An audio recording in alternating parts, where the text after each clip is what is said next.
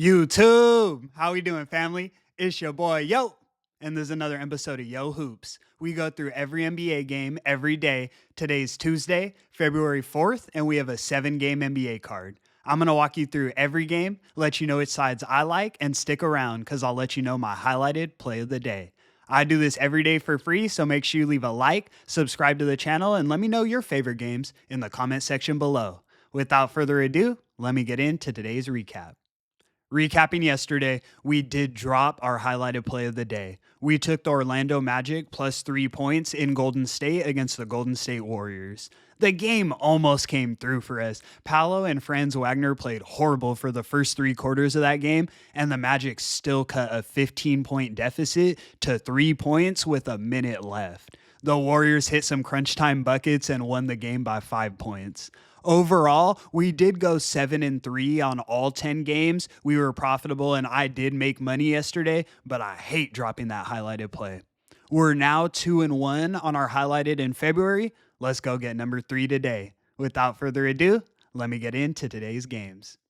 In our first matchup, we have the Dallas Mavericks in Philadelphia taking on the Philadelphia 76ers. Sixers are laying 2 points and the total is 226. Looking at the injury reports for this game, so Dallas will be without Derek Lively, Dwight Powell, and Anthony Davis. Luka and Maxi Kleba had been injured, so the Mavs injury report is actually shorter now. Keep an eye on the Sixers injury report though, because there's a lot of moving pieces in this game. KJ Martin, Caleb Martin, Eric Gordon, Andre Drummond, Joel Embiid, and Paul George are all questionable in this one. After seeing Luka get traded, sources say Paul George and Joel Embiid were seen running on-court drills and practicing the very next day. It seems like the league stars are on notice. They're no longer going to get pampered just sitting on the bench. That sent a notice out to everyone. We'll trade anybody. The Sixers have been hooping banged up, covering in their last 6 games in a row. Now, with the potential return of over half their team, I think they can get the job done here. We're taking the Sixers laying the 2 points as our first selection of today. Let's move. In our next matchup, we have the Boston Celtics in Cleveland taking on the Cleveland Cavaliers. Cavs are laying 2 points and the total is 238. We have the 2 best teams in the East going head to head here. This is going to be a fun game to watch. Both squads come into this one relatively healthy. The Cavs will be without Dean Wade and Isaac Okoro, but those aren't huge additions to the IR. We know Cleveland has been exceptional as home favorites this season. They're now 18-9 against the spread, laying points at home. The Celtics, on the other side, are the worst team in the league as road underdogs. They're now just 0-2 against the spread, getting points on the road. Boston hasn't won a game as road dogs all season. The Cavs have won their last 4 games in a row by significant margin. They won their last game against Dallas by 43 points. I think both of these teams take this game seriously and locked in. The Cavs are the better team, in my opinion. We're taking the Cavs on the money line. There's no point to lay the 2 points because their money line is only minus 120. So we'll take the Cavs money line as our next selection of today. Let's move. In our next matchup, we have the Houston Rockets in Brooklyn taking on the Brooklyn Nets. Rockets are laying 9.5 points and the total is 210. Rockets come into this game on a back-to-back. They played in a hard-fought battle against the Knicks last night. This isn't much of a travel spot being in Brooklyn, but still they're on no rest. We know the Nets have been cashing as underdogs this season, but they typically cover on the road. They're just 6-11 against the spread as home underdogs. And that does make sense to me because they get way more points on the road. Houston, on the other side, is now 9-5 against the spread as road favorites, one of the best in the league in this spot. These 2 teams did face each other 3 days ago on February 1st, and the Nets beat the Rockets 110-98. That just sets up for a revenge spot here. I think the Rockets return the favor in Brooklyn. We're taking the Rockets, laying the 9.5 as our next selection of today. Let's move. In our next matchup, we have the New York Knicks in Toronto taking on the Toronto Raptors. Knicks are laying 4.5 points, and the total is 231.5. Home underdogs is where we've cashed with Toronto like no other. They're now 16, 5, and 1 against the spread in this spot, the second best team in the entire NBA getting points at home. They're back healthy and they've been winning games even outright on the money line for plus money. We know that we cashed with them in their last game.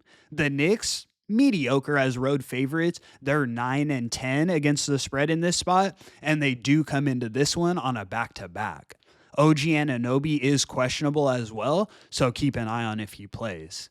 I already like the Raptors at home in Toronto, but with the Knicks flying in with no rest, I absolutely love this spot. Like I said, the Raptors have covered at a 72.5% clip as home underdogs.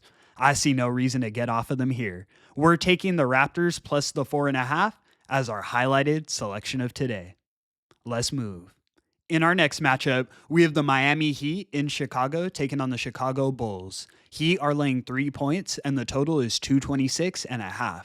Similar to what I mentioned yesterday with the Sacramento Kings and the De'Aaron Fox situation, I feel like the Bulls must have found some clarity now that they've traded Zach LaVine. He was questionable every day, and guys didn't know what the lineup was going to be or how the on-court dynamics were going to play out. Chicago is 8-7-1 against the spread as home underdogs, so even with the uncertainty that's been surrounding the team, you're still even slightly profitable with them in this spot. Miami on the other side, it's not a team you want to be laying points with on the road. As road favorites, they're now just 3-7 against the spread, one of the worst in the league. I mentioned in the Bulls' last game against the Pistons, where we did fade them, that in 2025, they've been on a pretty consistent win one, lose one streak. We were able to fade them and cash in their last outing. I say we ride with them here. Miami doesn't scare me on the other side, so we're taking the Bulls plus the 3 points as our next selection of today.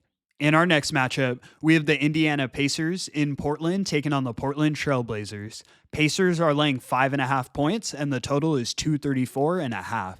Blazers have been on absolute fire. They've now covered against the spread in 9 straight games. 9. They do come into this one on a back-to-back. We faded them last night against the Phoenix Suns and got smoked. I mean, the Blazers are not a train you've wanted to get in front of recently. They're now 15-8 against the spread as home underdogs on the season.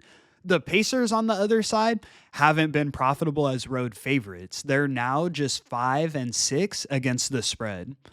I don't have much for this game except really a gut feeling that the Pacers air them out. I don't see the Blazers as such a dominant team that they're going to cover 10, 15 games in a row. That's just unrealistic to me.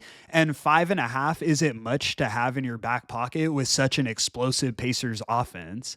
The Pacers probably are up by a bucket, go on a third quarter run, and don't look back in this one. I'm leaning towards the Pacers laying the 5.5 points as our next selection of today. Let's move.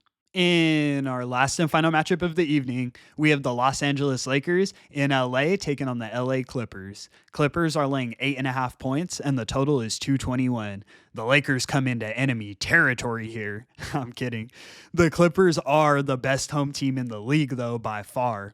They're now 12-3 against the spread as home favorites.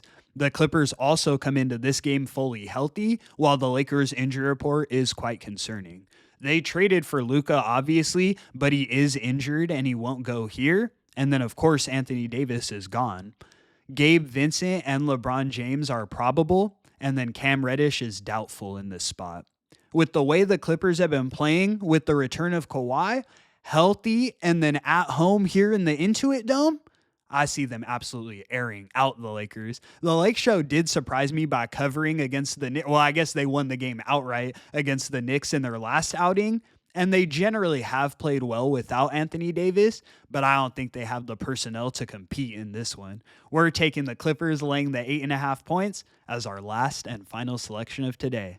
And that's going to conclude today's video. Thank you so much for tuning in, guys. We've had a good start to February. We're now 2-1 on our highlighted plays, but let's seize the day and go get number 3.